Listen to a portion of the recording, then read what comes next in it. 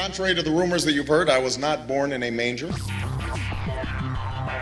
I was actually born on Krypton and sent here to save the planet Earth. We cannot continue to rely only on our military in order to achieve the national security objectives that we've set.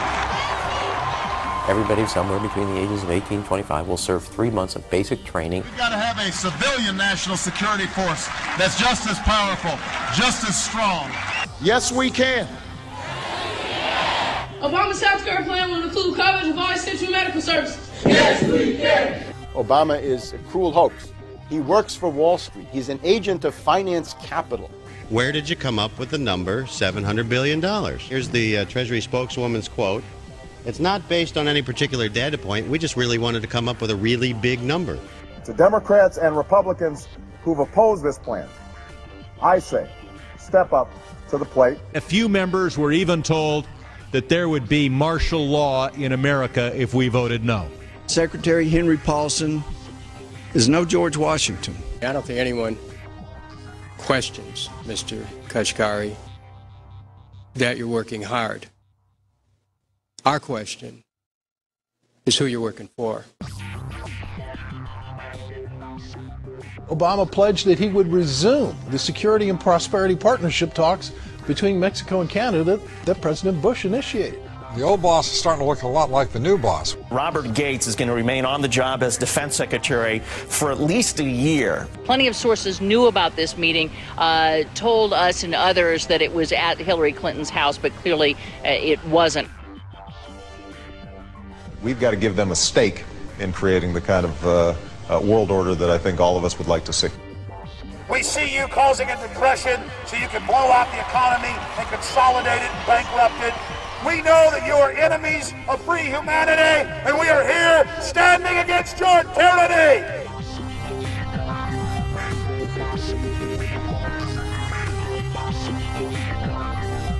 The Obama deception. The truth strikes back.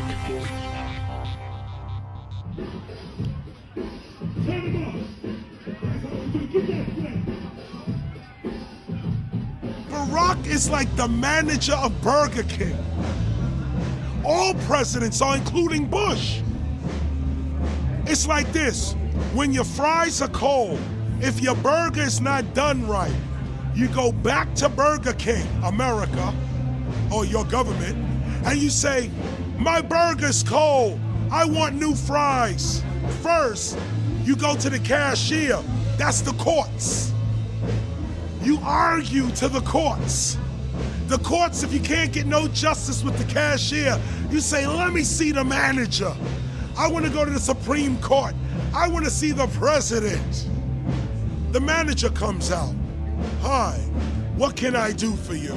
Now the manager can override the decisions of the cashier, but you never get to see the franchise owner of Burger King. If you really have a problem with your burger, you need to go see the franchise owner. We need to go to the top or to the bottom. We need to go to where the real architecture of government is. And it's not in a president, it's in a global scheme. Politics in America today is identical to pro wrestling. And what I mean by that is, in front of the cameras and the public, we all hate each other. I'm going to kick my opponent's butt. I'm going to whale him from here to high water and beat the crap out of him. Yet behind the scenes, we all are friends going out to dinner. Went to dinner together. And it's all a work. All intermarried. Show business. It's showbiz. And that's what you have today in politics. The Democrats and Republicans aren't really opposed to each other. Left and right mean nothing. The only thing that counts is, are you working for Wall Street or you're trying to defend the people against the financiers?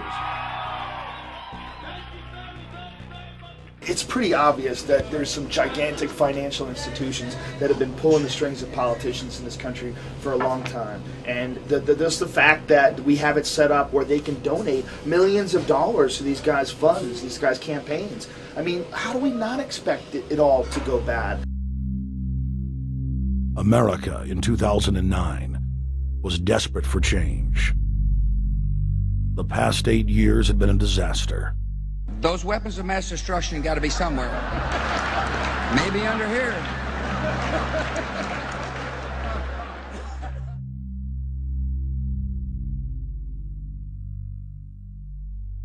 George W. Bush, who had claimed to be a conservative, had tripled the size of the federal government, shredded the Constitution, and destroyed the image of the United States worldwide. Nope, no weapons over there. Endless wars, over 1 million dead Iraqis, and more than 5,000 dead U.S. troops. The Patriot Act,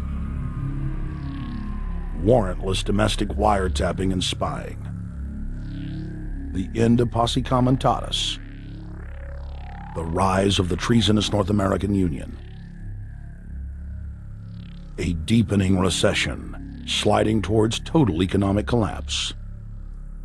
These factors and other abuses had the American people in a state of panic for their future and the very existence of the United States. The elite were in trouble. The people were beginning to see through their facade, past their front man, and to the ruling elite behind the throne. For the first time in U.S. history, both parties were universally hated. Congress had a 9% approval rating. The globalist agenda had stalled. And then, onto the scene came a man who promised change. Change we could all believe in. Barack H. Obama promised to end the war and bring our troops home fast. He pledged to uphold the Constitution and to stop the federal government from spying on the American people. Candidate Obama told American workers that he was going to get them out of NAFTA and GATT, and he's already breaking those promises. In this film, we will prove that Obama says one thing and does another, and that he works for the very same elite interests that Bush served, the very interest engineering the financial collapse and formation of a dictatorial world government. This film is not about left or right. It is nonpartisan. Our past documentary films are among some of the most damning indictments of George W. Bush and his administration that have ever been made. If humanity has any hope of effecting real change for the better, it will not come from the Madison Avenue false reality makers who have cast Barack Obama as the savior of the world. To alter our course from tyranny to liberty, to defeat the corrupt elite, we must get past the puppets and confront the real power structure of the planet. Now we can see a new world coming into view. A world in which there is the very real prospect of a new world order. Webster Griffin Tarpley is an accomplished geopolitical analyst and historian. Among his scholarly works are the unauthorized biographies of George Herbert Walker Bush and Barack Hussein Obama. Since Bush the elder made his speech at the United Nations back in September of 1990 talking about the New World Order, I think I've become confused about what's actually going on in the world. The New World Order is a more palatable name for the Anglo-American world empire. It's the planetary domination of London, New York, Washington over the rest of the world. It's hard to get people to join that or think they have a part in it if you call it the Anglo-American world empire. If you call it the New World Order, then people in India or someplace like that or the European Union might think, well, there's something in that for us too. But that's not what it is. It's the Anglo-American New World Order. It's really the old world order. It's the British Empire morphing into the American Empire. The U.S.-British world empire is what you're going to get. Combines of powerful men have always battled with each other over the levers of power. Gerald Celente is recognized as one of the world's foremost trends forecasters and is the founder of the Trends Research Institute.